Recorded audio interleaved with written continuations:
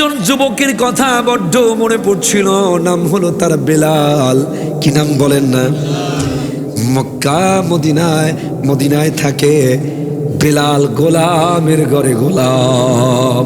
হযরতে বেলাল গোলাম, শিক্ষা নাই, ডিগ্রি নাই, সার্টিফিকেট নাই, তিনিও গোলাম, বাবাও গোলাম।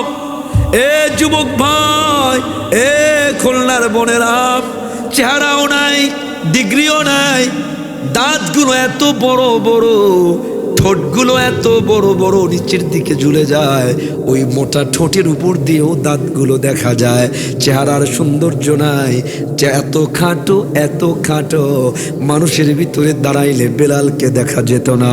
এত কালো, রাতের বেলায় হাঁটলে বেলালকে দেখা যেত না। এ ভাই, ওই বেলালের দাম আল্লাহ কত বাড়াইয়া দিলেন লক্ষ্য করেন। আল্লাহর নবী বলেন, আমি যখন জান্নাতে যাই, আমার জান্নাতের পাশে কার যেন পায়ের আওয়াজ শোনা যায়, হাঁটার আওয়াজ শোনা যায়। আমি জিবরিলকে ডাক দিয়ে বললাম, জিবরিল, আমার জান্নাতের পাশে কার হাঁটার পায়ের আওয়াজ শোনা যায়? জিবরিল ডাক দিয়ে বলে, ইয়া রাসূলুল্লাহি, ইয়া হাবিবাল্লাহ,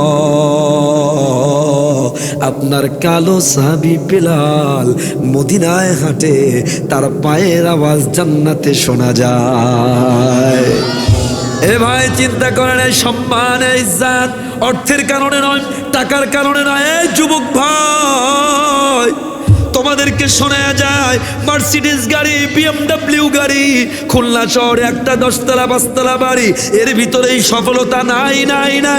ওটা হওয়ার ভিতরেই সার্থকতা নয়, ওটা হওয়ার ভিতরেই জীবনের সার্থকতা নয়, সাকসেস নয়। If you want the real success in your life, তুমি যদি জীবনের সফল চাও, বাস্তবিক সফলতা চাও, তোমাদেরকে বলি, দুনিয়ার জন্য, দেশের জন্য, জাতির জন্য এমন কিছু করে যাও, তুমি মারা যাবা, কিন্তু কোটি কোটি মানুষ তোমার জন্য চোখের পানি ফেলবে। কথা কয় না? তার বাস্তব দৃষ্টান্ত হাদি। কথা কয় না? ঠিক কিনা? যুবকদেরকে বলি, শোনো, চাকরিবাজি ভাইয়া, মাঝে মাঝে আমি বলি, 1000 বছর বিড়ালের মতো বাঁচার থেকে 1 ঘন্টা সিংহের মতো বাঁচার মতো বাঁচা 1000 গুণে শ্রেষ্ঠ। কথা বলেন ঠিক কিনা? আমার যুবক ভাইরা যারা আছেন, খুলনার তরুণেরা, তেলিঘাতির যুবকেরা, একটা ওয়াদা নিবেন, একটা কাজ শুধু, never ever waste your time, সময় নষ্ট করিয়েন না। সফলতা চান, একটা কাজ শুধু আপনাদেরকে দিয়ে যাই, একটা কাজ, time is more valuable than everything. Gold বলেন, টাকা বলেন, গোটা বিশ্বর একদিকে, সময় একদিকে, সময়ের দাম গোটা বিশ্বের তুলনায় কোটি গুণ বেশি। কথা বলে না? হে ভাই যুবকেরা, আপনারা যদি এই মুহূর্তে বলা হয় গোটা বিশ্বের আপনাকে মালিক বানানো হলো, 10 মিনিট পরে মারা যাবেন, ওই মালিকের দাম আছে? দাম আছে? দেখবেন সময়। যুবকেরা, সফলতা চাও, সবাই জোরে বলেন সুবহানাল্লাহ, জোরে জোরে সুবহানাল্লাহ বলেন। কয় সেকেন্ড লাগছে? 1 সেকেন্ড। কয় সেকেন্ড? মুরব্বী, তরুণ, যুবক সবাই মনে রাখেন, 1 সেকেন্ড ব্যয় করেছেন। রাসূলুল্লাহ সাল্লাল্লাহু আলাইহি ওয়াসাল্লাম বলেন, একবার কেউ সুবহানাল্লাহ বললে আল্লাহ জান্নাতের ভিতরে এমন একটা গাছ তারে বানায় দেয়, যেই গাছের ছায়া পার করতে একটা দ্রুতগামী ঘোড়া 500 বছর দৌড়াইতে হয়। সুবহানাল্লাহ। এবার সবাই বলেন, একটা দিনে কয়টা ঘন্টা? 24 ঘন্টা। কয় ঘন্টা বলেন? 1 ঘন্টায় কয় মিনিট? 24 দিয়ে 60 কে গুণন দেন, 1440 মিনিট। কয় মিনিট? 1 মিনিটে কয় সেকেন্ড? 60 সেকেন্ড দিয়ে 1440 কে গুণন দেন, 86,400 সেকেন্ড। মুখস্থ করেন সবাই, একদিনে কয় সেকেন্ড?